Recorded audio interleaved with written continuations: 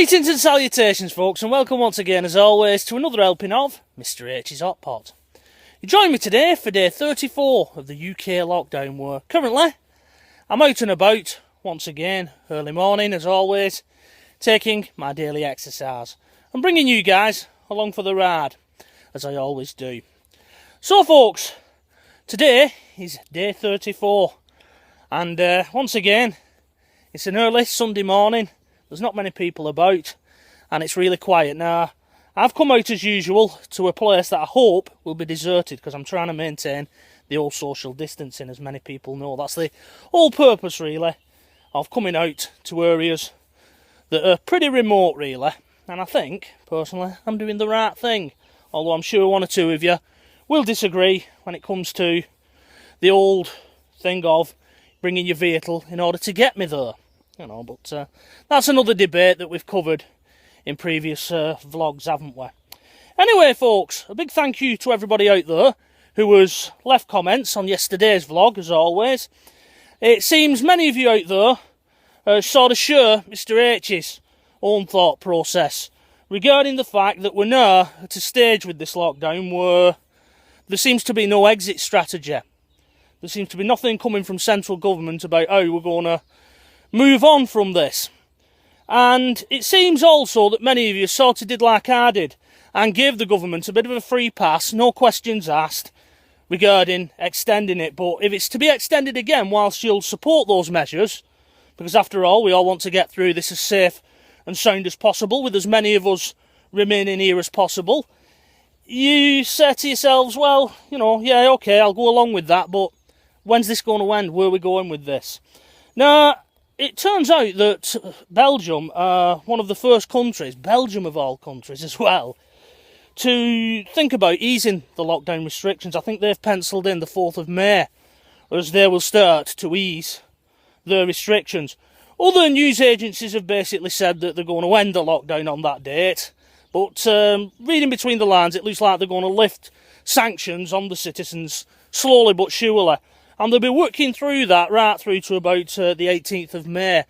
And even beyond that, there will still be restrictions such as the 2 metres apart business and things like that. I think it's just something we've got to accept as a world, really, not just as a country, that we're going to be living with coronavirus for the foreseeable future. And we're going to have to take precautions against it. But yeah, Belgium, they're doing that. Also, I think Italy have penciled in the 4th of May to start easing their lockdown. And France, who was on a very, very strict lockdown, as people will remember, as of the 11th of May, they will start easing their restrictions. So why are we in England still on a full lockdown, I hear you cry? You know, there seems to be nothing coming from central government. They're very tight-lipped on their plans. Even the home nations are now getting restless, aren't they? And they're creating their own exit strategies. Now, I'm sure that those of you out there who's of a conspiracy theorist mindset, you'll look on the dark side and on the Machiavellian side as to the reason why central government, which is controlled by England, let's be honest, are keeping tight-lipped. I personally think that it's for no other reason than Boris Johnson's been off sick, or on the club, as my dad used to say. How many of you out there are old enough to remember that statement? I've just been in for a club note.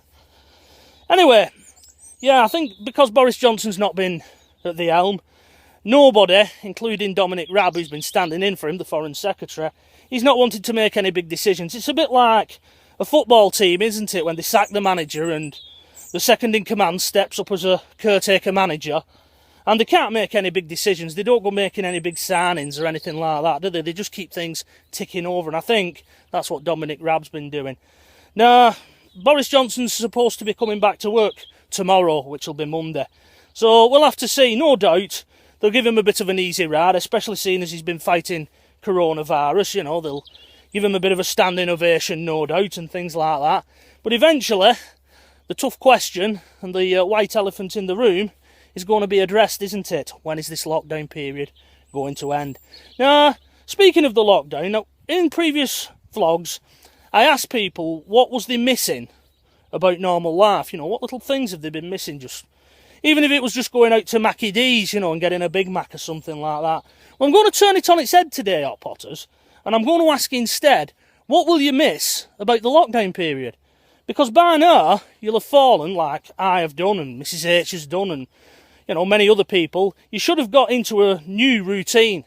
And as with any routine, there will be things that you don't like about it, and there will be things that you do enjoy about it.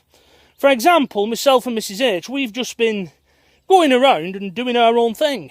You know, we've just been going out each and every day into the garden, especially with this glorious sunshine, which today also looks like it's going to be another glorious day.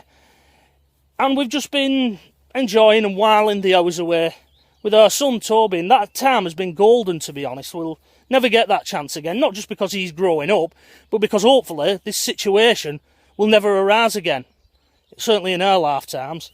So we've been doing that, we've just been enjoying that, and I will miss that, just getting up, coming out, doing an early morning vlog, and then going spending the rest of the day with my family, not having to think about work or, you know, little issues that come up at work that you take home with you in the old noggin.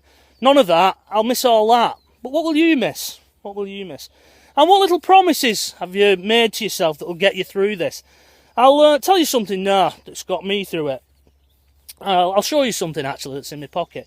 This little shell here, little seaside shell.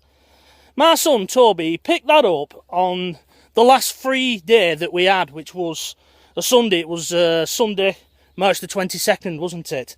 The day after Boris Johnson called the lockdown period. And we went to the beach. And it seemed, because it was a nice day, so did most of the country, and that pushed Boris Johnson into calling the lockdown. I think it was slated to happen anyway, whether people would have gone out or not. But yeah, we went to the beach, went to St Anne's Beach, which is, you know, up our way, really. It's near Blackpool, for anybody who doesn't know where St Anne's is. And my son, he picked that shell up that I've just shown you. And he was walking around with it all day, you know. I tried to get it off him a number of times because, as you know, you don't want kids picking up dirty things, do you, off the floor? But, as kids do, they do that and then they don't release them. Anyway, he carried it round with him all day, bless him. And by the time he got to the stage of we wanted to put him in his pram for a sleep, I took it off him and I just put it in my pocket without thinking, you know, and forgot all about it. Then a few days later, I found it, and I've made a bit of a promise to myself to take that back to St Anne's Beach, and we'll put it back on the beach when all this is over. But what little promises have you made to yourself? You know, what little things are you saying that you're going to do when all this is over with? What's getting you through? I'd be very interested to know, because it has been tough on a lot of people. There are a lot of people out there who have really struggled with this. And I know you can easily turn around and just say, well, what's hard about just be stopping in and doing nothing? But for some people, they have found that very difficult. I suppose if you feel claustrophobic, it's even worse. That's something that was never addressed, really, was it? You know, what people could do who are claustrophobic. But I'm sure that many people have struggled throughout this. And we may even see afterwards, when all this is over, some people needing counselling for it. You know, others will have coped with it easier, others will not. Anyway, folks, I'm slowly winding up to the old 10-minute mark. So what I'm going to do, I'm going to show you this fantastic view that's in front of me here, that if I'm honest, I could just get a chair, plonk it down here, and look at this all day. But I'll share it with you guys now.